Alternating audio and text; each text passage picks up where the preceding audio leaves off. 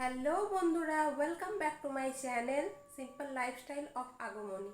আপনারা সবাই কেমন আছেন? আশা করি ভালো আছি। আমিও খুব ভালো আছি। এখন সন্ধেবেলা, আমি সন্ধে দিতে যাব। সন্ধে দেয়া হলে আপনাদের সাথে এসে কথা বলছি। সন্ধে দিতে চলে এসেছি। ঠাকুর সন্ধে শয়ন দেবে বাবা। আমি সন্ধে দিয়ে দেবো, আর বাবা ঠাকুর শয়ন দেবে। বাবা একটু দেরি করে ঠাকুর শয়ন দেয়, আর মা বাড়িতে নেই, নাহলে মাই সন্ধে দেয়।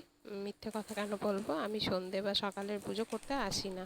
মা না থাকলেই সেই দিনগুলোতে দিই, কারণ সন্ধেবেলা মেয়েকে পড়াতে বসাই, আবার মেয়েগুলোর জন্য কিছু টিফিন ফিফিন তৈরি করি, তখন মা সন্ধেটা দিয়ে নেয় আর কি। তো এই সন্ধে প্রদীপ দেখিয়ে নিচ্ছি। আর জানো তো, আমাদের উপরে তাকের উপরে ঠাকুর থাকার কারণে আর ধূপ প্রদীপটা নিচে দিই বলে, মানে মেঝেতে দেওয়া হয়, আর তাকটা অনেকটা উঁচুতে বলে ধূপ প্রদীপটা আর কি দেখাতে পারছি না ভিডিওতে।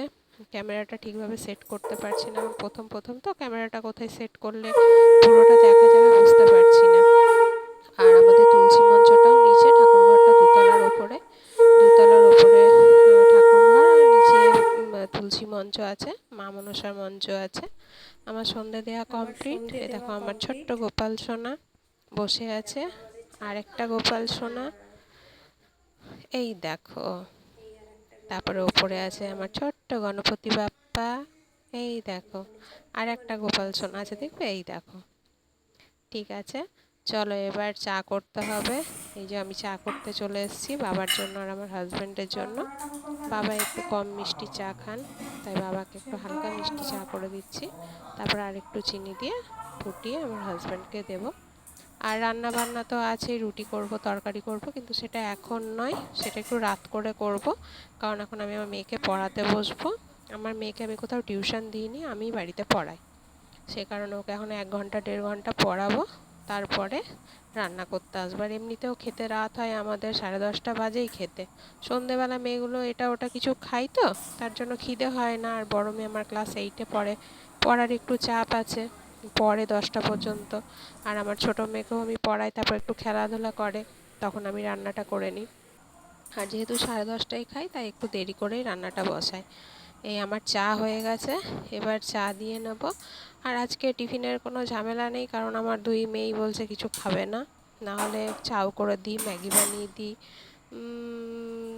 চিড়ের পোলাও করে দিই, উপমা বানিয়ে দিই, বা ওর বাবা বাইরে থেকেও কিছু কিনে নিয়ে আসে, চপ মুড়ি খায় কোনো দিন। কিন্তু আজকে ওরা দুজনেই বলছে খাবো না, মনে হয় অতিরিক্ত গরমের জন্য খিদে হয়নি। ঠিক আছে, এখন না খেলে কি করব? যদি কিছু খেতে চাই পরে, তাহলে বেকারি কেক আছে, লেস আছে, তখন নয় দিয়ে দেবো। এই এখন এবারে চা হয়ে গেলেই মেয়েকে নিয়ে পড়তে বসিয়ে দেবো। আর কি বলবো বন্ধুরা, প্রচণ্ড গরম পড়েছে, গরমে অস্থির অস্থির, একদম ভালো লাগছে না। কবে যে বৃষ্টি হবে তার ঠিক নেই। প্রচণ্ড গরম, প্রচণ্ড গরম, গরমে কোনো কিছুই ভালো লাগছে না যেন। আর এই দেখো, এগুলো হচ্ছে দিনের রান্না, তোমাদের সাথে তো শেয়ার করা হয়নি। ভাত আর ভেন্ডি পোস্ত করেছিলাম, আর আম ডাল করেছিলাম। মা আজকে খায়নি। আর আমার হাজব্যান্ড না তরকারি খেতে একদম পছন্দ করে না, প্রচণ্ড গরম পড়ে উঠছে বলে আরও পোস্ত খেতে ভালোবাসে। আর আজকে শনিবার নিরামিষ বলে বললো যে ভেন্ডি পোস্তই করো, খাবো। আর ভাতে আলু দিয়েছিলাম, আলুটা মেখেছিলাম শুকনো লঙ্কা দিয়ে। ও আর বেসনের টক করেছিলাম, সেটা বলতে ভুলে গেছি, সেটা দুপুরেই খাওয়া হয়ে গেছে। এখন আমি মেয়েকে পড়াতে বসে গেছি। মেয়ের পড়তে পড়তে আবার খিদে পেয়ে গেছে। এখন প্রায় বাজে 8:30 মতো বাজে হয়তো, 8:30 9:45 এরকম হবে। এখন বলছে খিদে পেয়েছে। এবার এখন যদি রাতের খাবারটাও খাইয়ে দিই, সেটাও এখন খেতে চাইছে না। তাই যে বেকারি কেক দিয়েছিলাম, এটুকুটা খায়নি, আমাকে দিয়েছে, এটা ওর প্রসাদ। আর একটা লেস খেলো, লেসটা পুরোটাই খেয়ে নিয়েছে, ওখান থেকে একটু আমি ভাগ পাইনি। আর এখন আরেকটু পড়াবো, আরেকটু পড়ানো হয়ে গেলে তারপর রান্না করতে যাব। এখন আমার ওকে পড়ানো কমপ্লিট, এখন প্রায় 9:30 বাজছে, পড়ানো হয়ে গেছে। আর 2 বোনে দেখো প্রচণ্ড গরম বলে টেবিল ফ্যানের নিচে শুয়ে পড়েছে। গরমে আমার লুকিয়ে পড়ছে লজ্জাতে। ঠিক আছে, চলো এবার রান্না বান্নাটা সেরে ফেলি। তারপরে রাতে খাওয়া দাওয়া করে গুড নাইট বলতে আসছি। এই যে সোয়াবিনের তরকারি করব, তাই সোয়াবিন ভিজিয়ে নিয়েছি। আর সোয়াবিনের তরকারি আর রুটি করব মায়ের মতন। আমাদের সকলের ভাত আছে।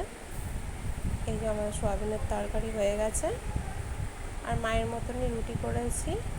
ভাত আছে, গরমে আর রুটি খেতে ইচ্ছে করছে না, ঠান্ডা জল ঢেলে ভাত খাবো। আমার বড় মেয়ে, আমার হাজব্যান্ড, ছোটো মেয়ে, আমরা চারজনেই ভাত খাবো আর দেখো রুটি। ঠিক আছে, চলো, এখন প্রায় 10টা 10 মতো বাজছে। খাওয়া দাওয়া করে নিই। খাওয়া দাওয়া করতে করতে প্রায় 11:15 বেজেই যাবে আর শুতে শুতে 11টা। আবার সকাল সকাল উঠতে হবে আর গরমে তো রাতে ভালো ঘুমও হচ্ছে না। ঠিক আছে, চলো খাওয়া দাওয়া করি।